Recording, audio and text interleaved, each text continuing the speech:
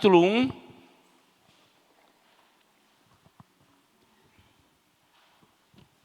Filipenses capítulo 1.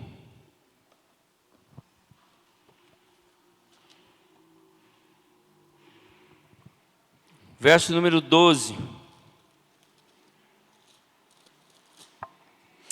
Corrigindo aqui meu erro, mas do Marcos é Atos 4:32, viu?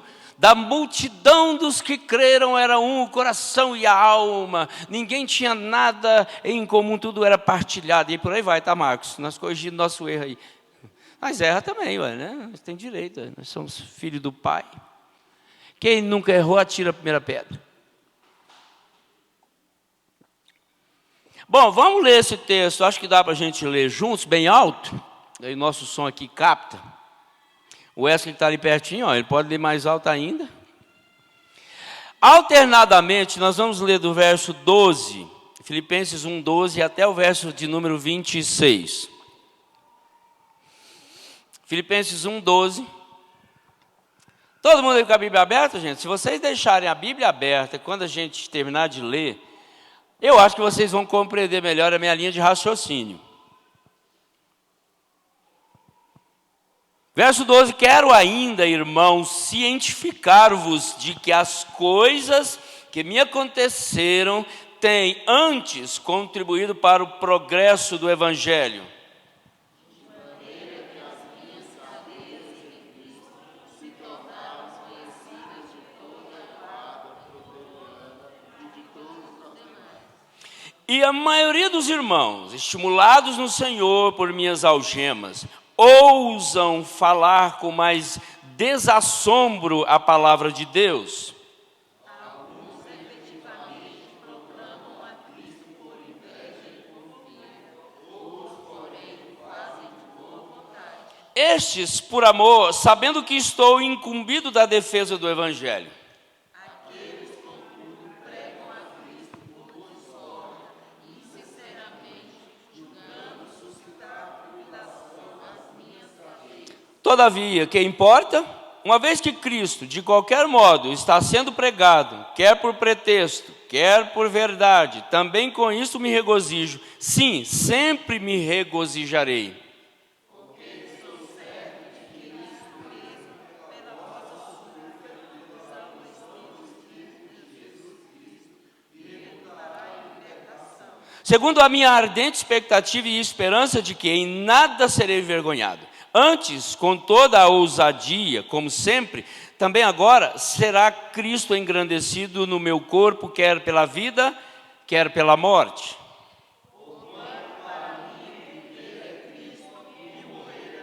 Entretanto, se o viver na carne traz fruto para o meu trabalho, já não sei o que hei de escolher.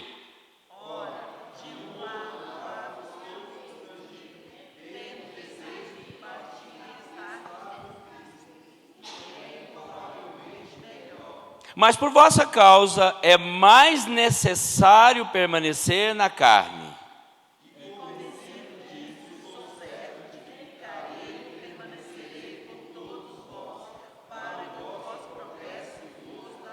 A fim de que aumente, quanto a mim, o motivo de vos gloriardes em Cristo Jesus, pela minha presença de novo convosco. Pai, em nome de Jesus, abençoa o nosso coração com a Tua palavra e fortaleça-nos, Deus. Que nós tenhamos a alegria do nosso testemunho, glorificando sempre a Jesus. Assim oramos em nome dEle, amém. Bom, nós estamos nesta meditação, Deus e eu, e o testemunho. E hoje eu quero pensar com vocês sobre o testemunho que glorifica a Deus. Qual é o compromisso que nós queremos com Deus? Qual o nosso compromisso com o reino? Que testemunha temos sido daquilo que afirmamos crer e fazer? Nossas vidas refletem a palavra do Senhor. Temos nos empenhado com zelo, com dedicação, para que a vontade dEle seja expressa em nossas vidas. A nossa vida reflete a beleza e a glória de Deus. Temos nos empenhado para que as nossas vidas fazendo morrer a natureza humana, expressem de fato a grandeza e a glória de Jesus? Como está escrito na carta de Paulo aos Romanos, no capítulo 11, no verso 36, porque dele, por meio dele, para ele são todas as coisas, a ele a glória, pois, eternamente. Nós nascemos para glorificar a Deus. Essa é a resposta à primeira pergunta do nosso breve catecismo, do catecismo maior. Qual é o fim principal do homem? Glorificar a Deus, gozá-lo para sempre, ter prazer em Deus. Estava lendo um pequeno livro do John Piper essa semana, A Plenitude da Presença de Deus. E ele defende a ideia de que nós nascemos para glorificar a Deus e ter gozo nele, prazer nele, nos deleitarmos na presença dele. Um excelente livro, A Plenitude da Presença de Deus. Filipenses é essa carta particular, pessoal de Paulo. E ela tem esses ardentes traços de confiança e fortes traços pessoais e particulares de carinho, de amor de Paulo por esta igreja. A carta da alegria, a carta do amor à igreja. Quando Paulo escreveu essa carta, ele encontrava-se preso em Roma e escreveu com certos propósitos bem claros e bem definidos. E a igreja recebeu essa carta como um documento oficial para ser usada, trabalhada, doutrinada, estimulada nas práticas. Sua carta é de agradecimento.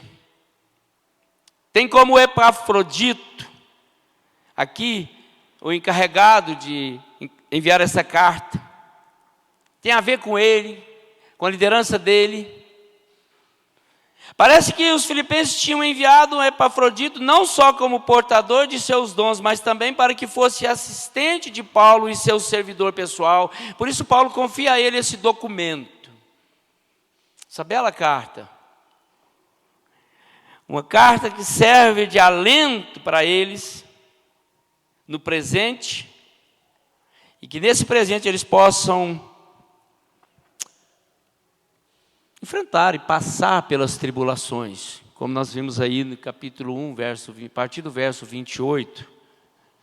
Está aí logo no nosso capítulo 28, a partir do verso 27, 28.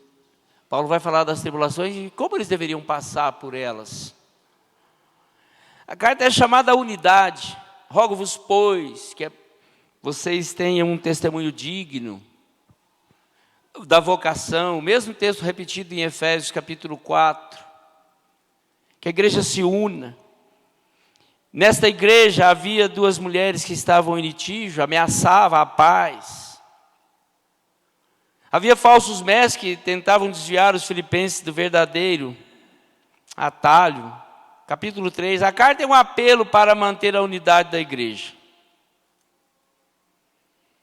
Para muitos comentaristas dessa carta, nós lemos vários, Filipenses é essa carta mais encantadora que Paulo tenha escrito, com sentimentos profundos, particulares, pessoais. A epístola das coisas excelentes, a epístola da alegria.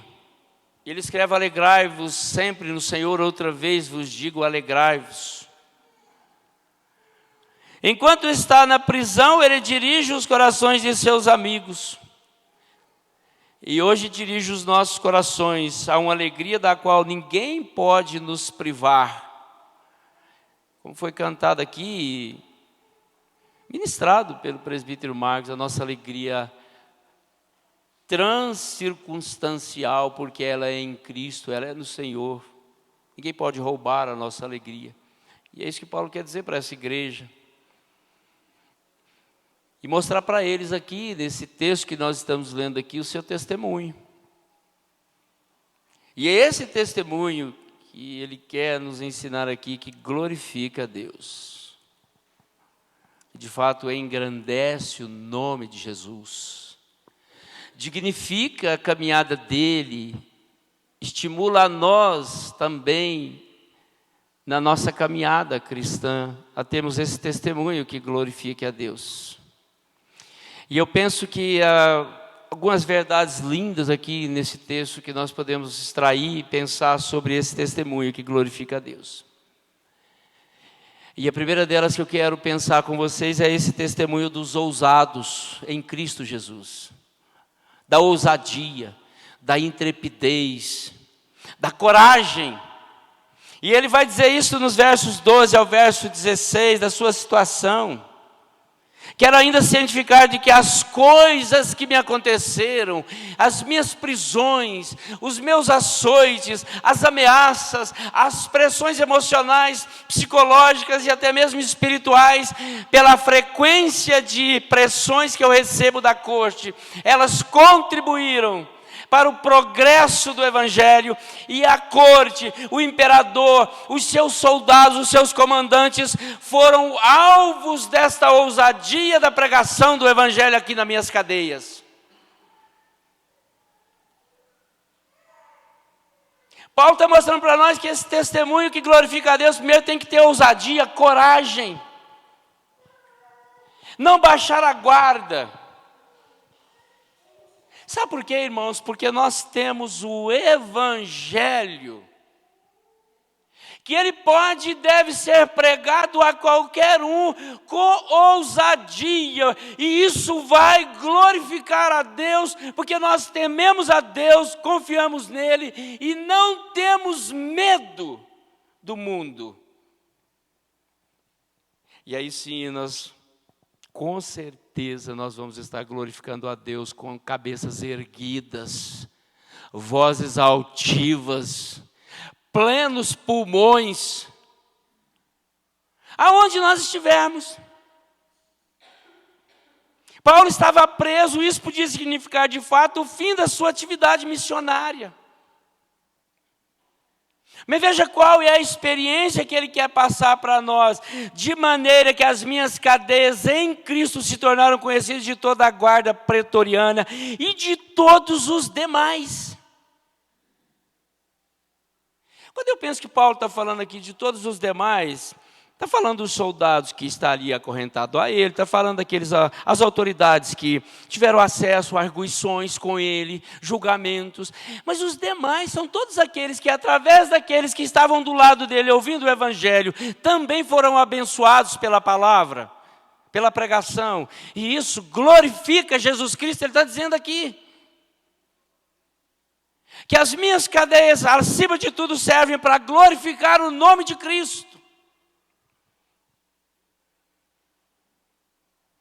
Veja bem, mas apesar dele ter ido para parar nessa prisão, essa circunstância contribuiu efetivamente a que difundisse a missão tanto por si mesmo como pelos outros. Eu creio que Paulo, preso, a gente vai ler isso nas suas cartas, ele se fortalece ainda mais. Porque prenderam ele, tiraram o acesso, tiraram o traslado, tiraram a capacidade dele de andar, mas não tiraram a inteligência dele, não tiraram dele a voz, não tiraram dele a capacidade de enviar documentos, cartas lindas como essa, como a de Efésios, para encorajar os crentes a continuarem firmes, glorificando o nome de Jesus.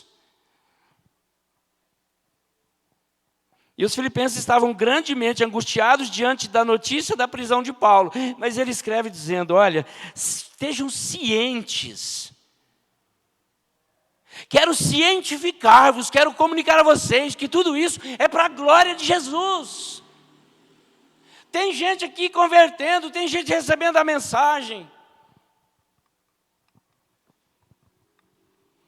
Isso, irmãos, isso é tão lindo quando a gente percebe os testemunhos de missionários morrendo nos campos, sofrendo as ameaças, as perseguições. Missionários que estão perturbados às vezes com pressões emocionais, mas estão ousados, pregando o Evangelho. E quantos testemunhos nós recebemos por aí, ouvimos, e E vemos aí irmãos compartilhando pedidos de oração nos nossos. O Ronaldo mesmo compartilhou comigo, mandando mensagem essa semana, agradecendo pelas nossas ofertas, pela a oração da igreja, mas a Fernanda e as meninas. E compartilhando a dificuldade de acesso às pessoas, as pessoas poderem pelo menos receber ele de perto para pregar o Evangelho. Ativistas perseguindo. Gente tentando atrapalhar, e ele lá, ousado, glorificando a Jesus e pregando a Jesus. Irmãos, eu já disse várias vezes aqui, eu repito com muita alegria, o homem de Deus, nas mãos de Deus, ele tem o sustento de Deus. Então veja bem que Paulo escreveu encorajando-os, dizendo-lhes que aquilo que poderia parecer uma tragédia, um contratempo, era uma realidade, um progresso importantíssimo para glorificar o nome de Jesus.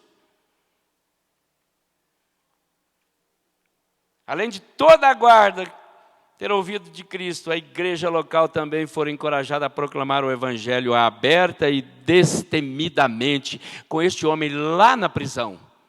Porque ele foi ousado. Certamente pela pressão e porque ele estava preso injustamente, sem causas legítimas, sem argumentos definidos juridicamente, ele pudesse ter medo de pregar o Evangelho, ele pudesse ter medo até de orar, muito menos pegar um documento, uma carta e enviar. Mas não, ele ora, ele prega para a guarda, ele prega para aqueles que estão próximos ali nos presídios, ele prega para aqueles que possam ouvir e envia uma carta para a igreja encorajando-os a manter a ousadia. Porque isso é em Cristo e isso glorifica a Cristo. Então, queridos, veja bem que esse é o primeiro testemunho. Paulo está dizendo aqui nessa palavra, o progresso do Evangelho, a promoção do Evangelho é muito expressiva, proclope no grego, e esse termo usa-se particularmente para designar o avanço de um exército ou uma expedição, abrindo caminho. Progresso. Eu estou aqui preso mais ousado, porque eu sei que essa mensagem glorifica a Cristo e ela vai abrindo caminhos para muitas pessoas ouvirem sobre Cristo. Então, queridos, vejam que essa prisão de Paulo, longe de fechar-lhes as comportas, abre-as de longe, né? Abre-as. Longe de ser uma barreira, limpa-lhes o caminho a novos campos de trabalho e atividade onde jamais se introduziu de uma outra forma. Vai abrindo espaço para o Evangelho continuar glorificando o nome de Jesus. A paixão de Paulo por Jesus era extremamente algo que gritava no seu coração. E agora Paulo fala de si mesmo repetidamente como um prisioneiro ou quem está em cadeias. Ele diz aos cristãos de Roma que foi entregue como um prisioneiro, lá em Atos 28. Ele diz em Filipenses, aqui no verso 1 ao 7, 13 e 14, ele fala com frequência de suas prisões. Em Colossenses ele vai falar de estar na prisão por causa de Cristo. Em Filemão ele chama a si mesmo como prisioneiro de Jesus Cristo e fala das prisões e do Evangelho. Em Efésios ele chama novamente prisioneiro de Jesus Cristo.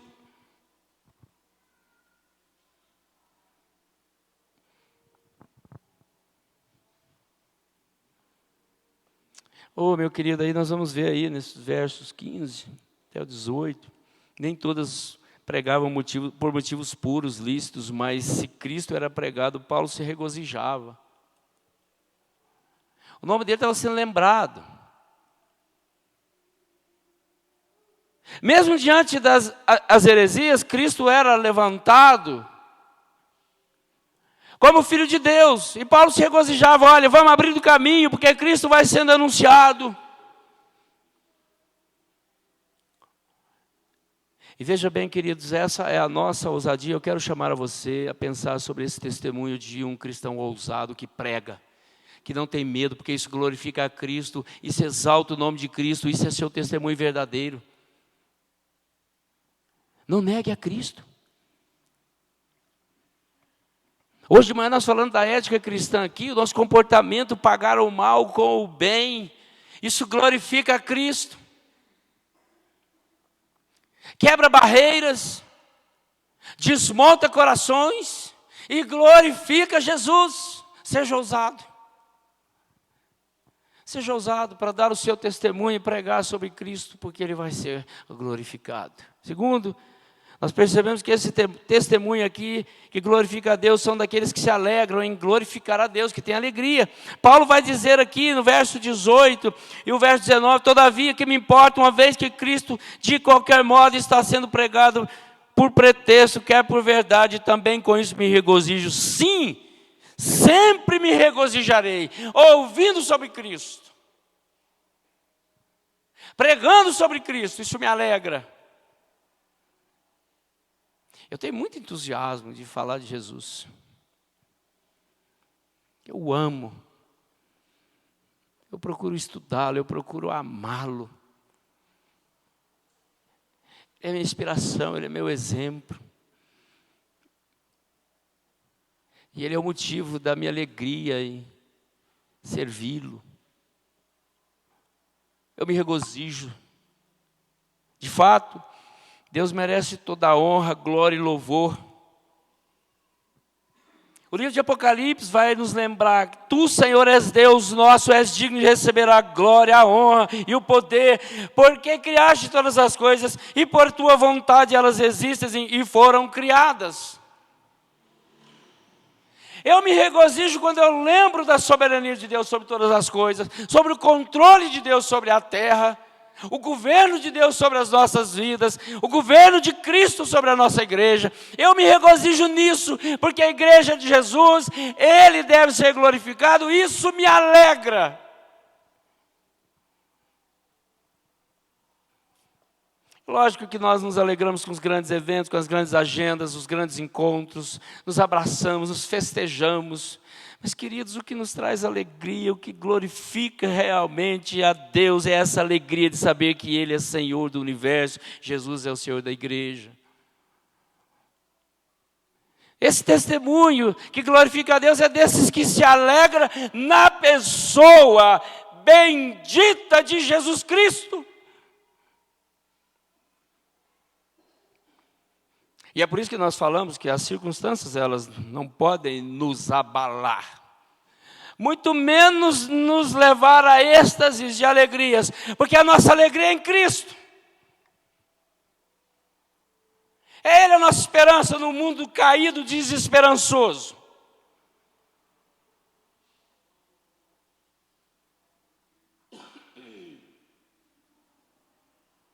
Jesus glorificou a Deus cumprindo o seu propósito na terra. E nós vamos ver isso na sua biografia, nas narrativas dos 4 evangelhos, nas cartas expostas falando desse Jesus. Paulo prega a Cristo aos Coríntios, dizendo que prega a Cristo glorificado, prega na cruz, sobre a cruz, porque ali ele sabe que Cristo foi glorificado pelo Pai. Isso me alegra. Qualquer coisa na criação, queridos, glorifica a Deus quando cumpre o seu propósito. Quando nós entendemos o nosso chamado como servos, para andarmos de fato seguindo a Jesus e amando a Jesus, nós glorificamos a Ele com alegria. Nós servimos a Ele com alegria. Nós glorificamos a Ele com todo entusiasmo e regozijo. E Paulo repete aqui, sim, com regozijo, sim, sempre me regozijarei se Cristo está sendo pregado, porque é Ele a mensagem. E esse é meu testemunho. Isso me alegra. Veja bem, a partir do verso número 20, nós vamos ver aqui em terceiro lugar que esse testemunho que glorifica a Deus, dos que glorificam a Deus em vida e em morte. É terrível a gente interpretar isso, né? Porque veja bem, o próprio Paulo, ele vai dizer que, olha, eu não sei se é melhor eu ficar, porque eu tenho muito serviço ainda, né? Eu não sei se é melhor partir, que é incomparavelmente melhor, ele está dizendo isso, né, no verso 21. E ele talvez gera essa dúvida no coração dele, porque, irmão, certamente como eu, entusiasmado, pregando a Jesus, eu quero pregar mais. Eu quero ver vocês mais animados, eu quero ver mais gente. Eu quero ver com entusiasmo Cristo sendo glorificado aqui em vida. Porque ele diz que o viver em Cristo é... Se você vive, tem que viver em Cristo. Mas se você for morrer, que morra sendo um lucro. Mas ele está dizendo que se nós vamos viver em... Agora já não sou eu quem vive, mas Cristo vive. E esse viver é para a glória dele. Eu não canso de dizer e repito, irmãos, nós não podemos aproveitar a oportunidade como servos de Deus de sermos instrumentos vivos para glorificar a Deus em vida. Como Deus precisa de nós. Paulo está aqui diante de um dilema. E veja bem, partir e estar com Cristo ou permanecer por mais tempo aqui na terra para trabalhar pelo Evangelho, esse era o dilema dele. O Senhor nos chama a viver e a morrer para a sua glória.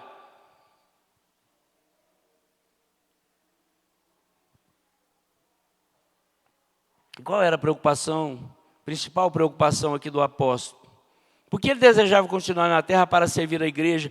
O que o motivava a partir e estar com Cristo?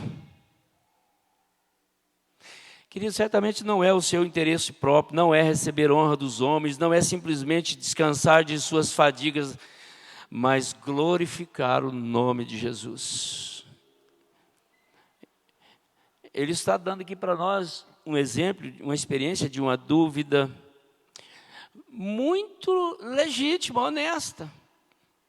Eu sou extremamente feliz de ser um servo, um pregador do Evangelho, que ele está dizendo aqui, de poder ter a habilidade de escrever, orientar, doutrinar igrejas, ver pessoas sendo convertidas, abrindo espaço para o campo missionário, pregando o Evangelho, igrejas sendo implantadas. Esse era o desejo do coração de Paulo. E esse era o testemunho que ele queria dar para os seus leitores e para mim e para você, de que viver em Cristo vale a pena, servir vale a pena, motivar o coração para amar mais e servir mais vale a pena. Aqui, em vida, o que nós estamos fazendo aqui? Servindo e glorificando a Jesus na nossa caminhada com ousadia e com alegria.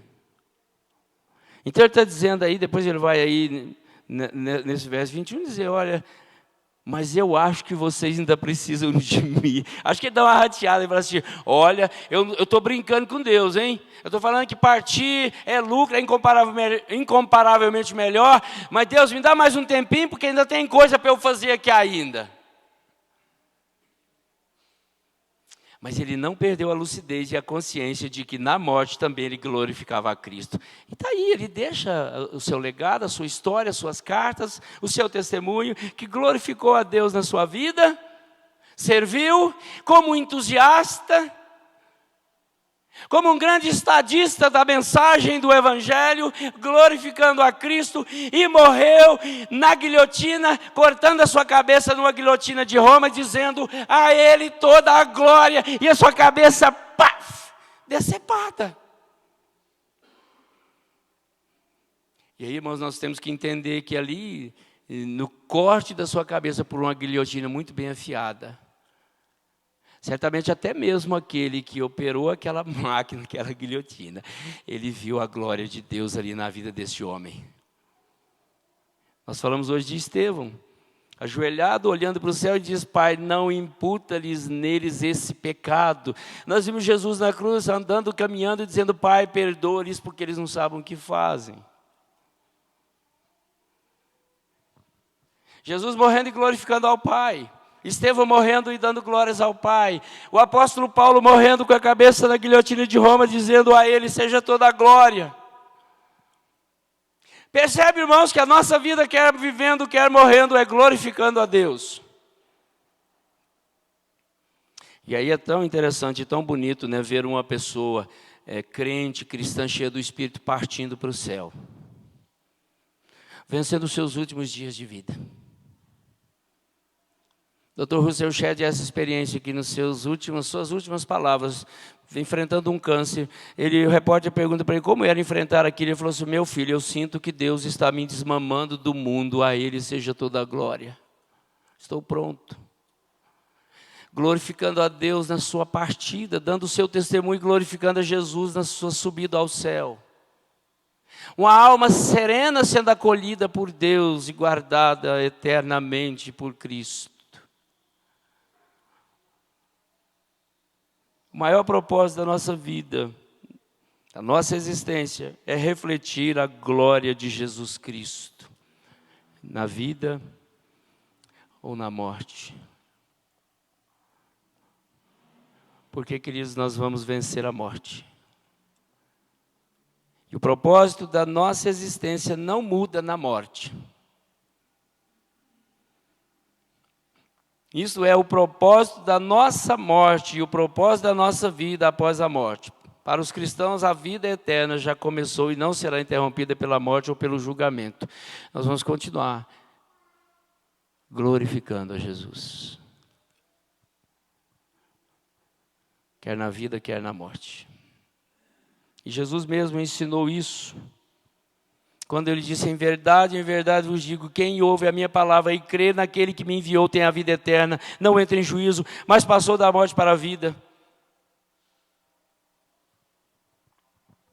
Tanto na vida como na morte, Deus seja sempre por ti e por nós glorificado. Essa é a mensagem. Esse é o testemunho. Irmãos, vibrem com a vida. Ame a vida, valorize a vida, seja útil para a vida, seja instrumento de Deus para glorificar a Cristo na sua vida. Mas entenda que na partida você também vai glorificar a Jesus. Porque Ele vai te buscar, Ele vai te levar. Isso glorifica Ele. Finalmente, quarto lugar, o testemunho dos que contribuem para o progresso da fé. Veja que os versos 24 até o verso 26, mas por vossa causa é mais necessário que eu permaneça na carne, e convencido disso estou, certo de que ficarei e permanecerei com todos vós para o vosso progresso e gozo da fé, para que vocês amadureçam mais, cresçam mais, tenham uma fé mais genuína, mais fortalecida, a fim de que aumente quanto a mim o motivo de vos gloriardes em Cristo Jesus pela minha presença de novo convosco. O nosso testemunho glorifica a Deus, progredindo a nossa fé e demonstrando essa fé a outros que também podem ser vindos a crer como nós. Então, glorificar a Cristo com ousadia, com alegria, na vida e na morte, tudo isso redunda em crescimento de fé. Para mim, que você que fica, e para aqueles que estão partindo, deixar o testemunho para outros. Esse partiu com Cristo. Isso contribui para o progresso da fé. E a mensagem final de Paulo, nas suas despedidas, nas suas cartas finais, 2 Timóteo, ele diz que ninguém apareceu para a sua defesa, na sua primeira defesa, ninguém estava tão preocupado com a sua partida.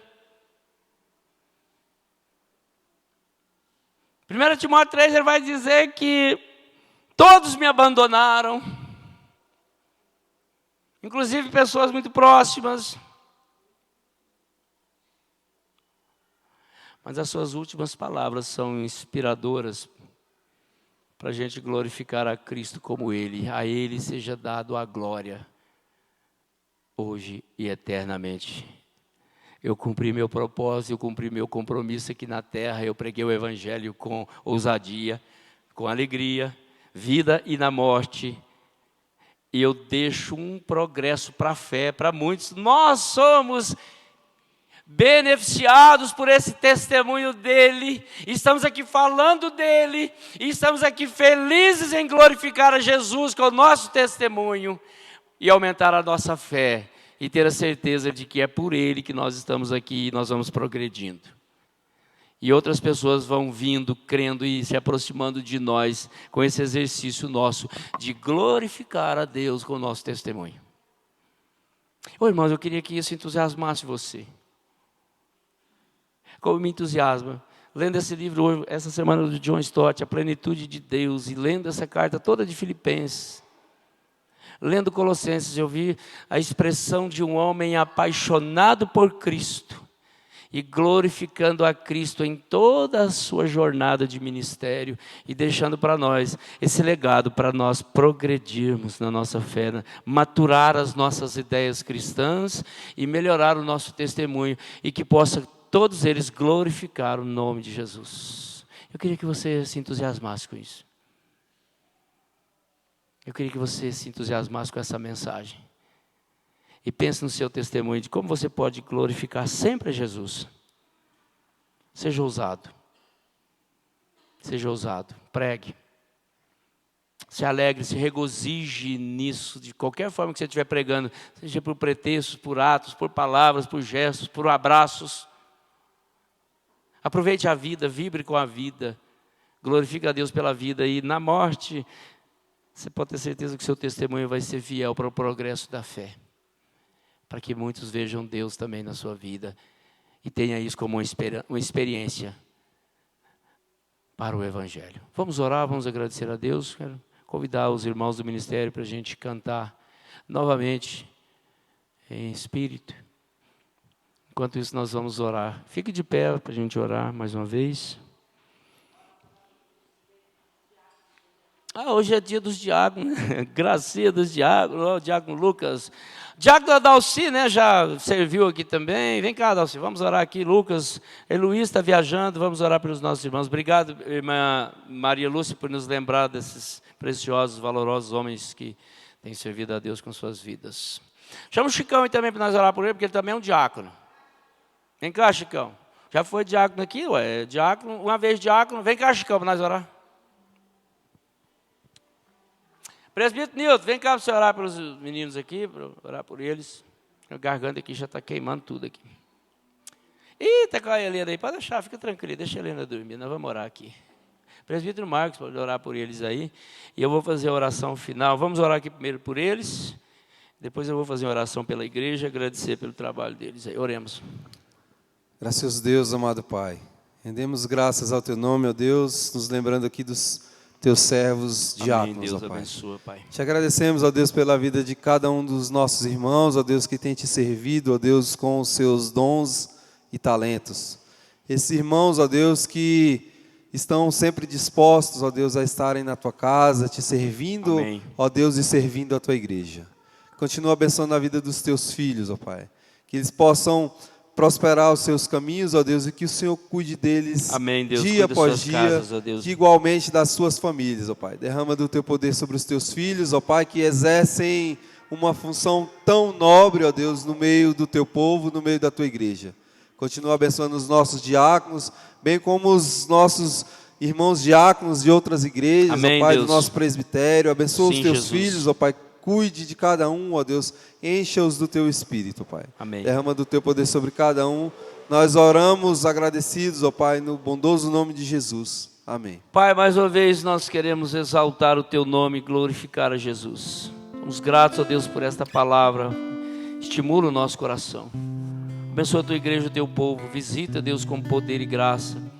Que esse testemunho seja eficiente para sempre, Deus, glorificar o Teu nome, glorificar a Jesus, nosso Senhor e Salvador.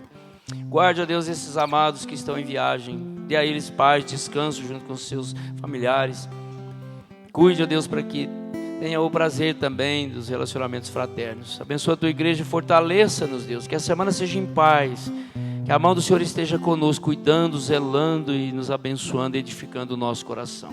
E agora, amados e amadas do Senhor, que a graça bendita de Jesus Cristo, nosso Senhor e Salvador, o amor de Deus, o nosso Pai, a doce e santa comunhão e a consolação do Espírito, seja com todos nós, o Teu povo espalhado por essa terra, hoje e sempre. Amém. Deus abençoe a todos. Vamos ouvir mais esse cântico que eu quero